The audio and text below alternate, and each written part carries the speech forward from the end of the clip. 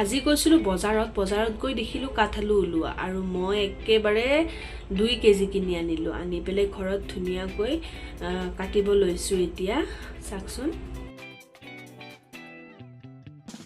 আৰু এই কাঠালু তৰকাৰীখন লোকেল মাছেৰে হলেতো কবই নালাগে ন মই ইয়া কাৱৈ মাছ লৈ লৈছো কেইটামান আৰু লগতে এটা শিঙি মাছো দি দিছো মাইনাৰ কাৰণে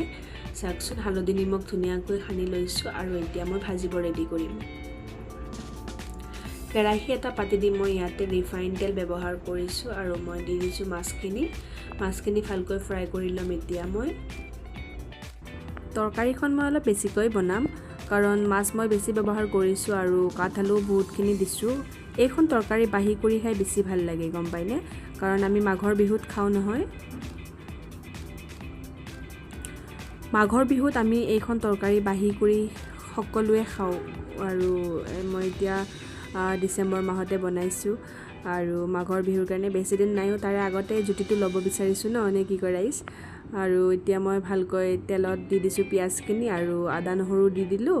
আৰু লগত কেঁচা জলকীয়া পাঁচটা দি দিছো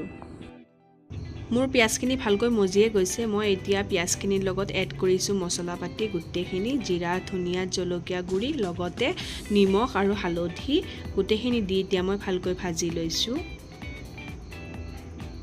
চাকচোন কালাৰটো কিমান ধুনিয়া হৈছে পিয়াজখিনিৰ ভালকৈ মছলাখিনি মানে মিহলি হ'বৰ কাৰণে মই ইয়াতে দি দিছো পানী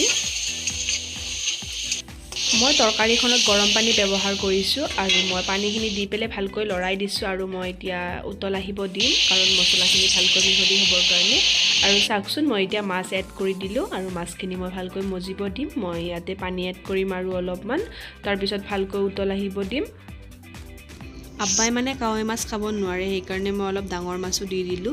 বহুত কটা যে কাৱৈ মাছত সেইকাৰণে খাব নোৱাৰে কাৰণে ডাঙৰ মাছ অলপো দি দিছো আৰু মই এতিয়া ধুনিয়াকৈ পানী দি পেলে মজিব দিম তৰকাৰীখন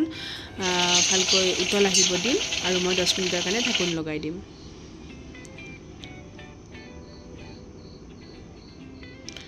দেখিছেনে কি ধুনিয়া হৈছে আৰু উতল আহিছে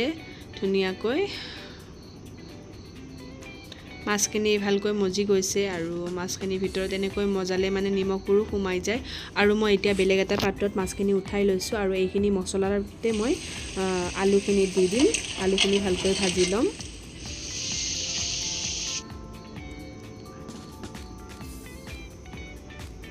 মই ইয়াতে অকমান দালি এড কৰিম মিক্স দালি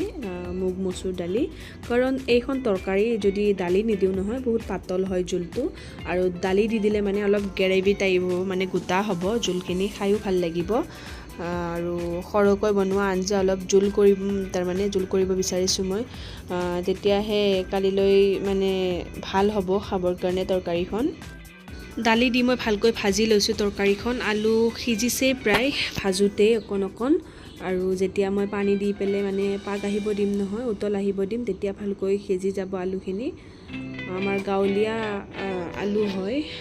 মাটিতলৰ আলুখিনি গাঁৱলীয়া হয় এতিয়া মই ইয়াতে অকমান পানী এড কৰি দিছো দি পেলে ভালকৈ লৰাই দিছো আলুখিনি মোৰ প্ৰায় সিজাৰ দৰে হৈছে চাকচোন সিজিয়ে গৈছে মই এতিয়া ইয়াতে মাছখিনি দি দিম লগত আৰু বিলাহী দি দিছো এটা পকা বিলাহী ধুনিয়াকৈ কাটি লৈছো মাছ বিলাহী লগত পানী একগালমান দি দিছো গুটেখিনি একেলগে এড কৰি দিছো দি পেলে ঢাকন লগাই মই ধুনিয়াকৈ গেছটো মানে হাই ফ্লেম কৰি পেলে মই ধুনিয়াকৈ পাক আহিব দিম তৰকাৰীখনত গুটেবোৰ পানী চানি গুটে দি পেলে মই 5 মিনিটৰ কাৰণে ঢাকন লগাই দিছিলো আৰু 5 মিনিট পিছত ঢাকন গুচাই চালো সঁচাকৈ বহুত ধুনিয়া হৈছে দেখিবৰ কাৰণে আৰু গুটে তৰকাৰীখন পাক আহি গৈছে আৰু আলুবোৰ সিজি গৈছে বিলাহীবোৰো সিজি গৈছে অতিকৈ শেষত মই তৰকাৰীখনত ধনিয়াৰ পাত কাটি দিছো কেঁচা ধনিয়াৰ পাত দিলে আৰু খাবৰ কাৰণে এটা বেছি ভাল লাগে এটা গোন্ধ ওলাই ধুনিয়া তৰকাৰীখন মই চাকচোন তৰকাৰীখন ৰেডি হৈছে খাবৰ কাৰণে আৰু মই এটা ফটো ক্লিক কৰি ৰাখিছিলো সামনি পৰি গৈছে তৰকাৰীখনত আৰু মই শেষত খাব লৈছো বাটি এটা তুলাই লৈছো ধুনিয়াকৈ সাৰ্ভ কৰি আৰু মই এতিয়া খাব ৰেডি কৰিছো আজিৰ ভিডিওটি মই ইমানতে সামৰিব লৈছো যদিহে আপোনালোকৰ ভিডিওটি চাই ভাল লাগিছে তেতিয়া হলে প্লিজ লাইক কৰিব নাপাহৰিব আৰু যদি তৰকাৰীখন খাব মন গৈছে প্লিজ ভিডিওটি শ্বেয়াৰ কৰিব নাপাহৰিব দেই আজিলৈ ইমানতে শেষ কৰিছো বাই বাই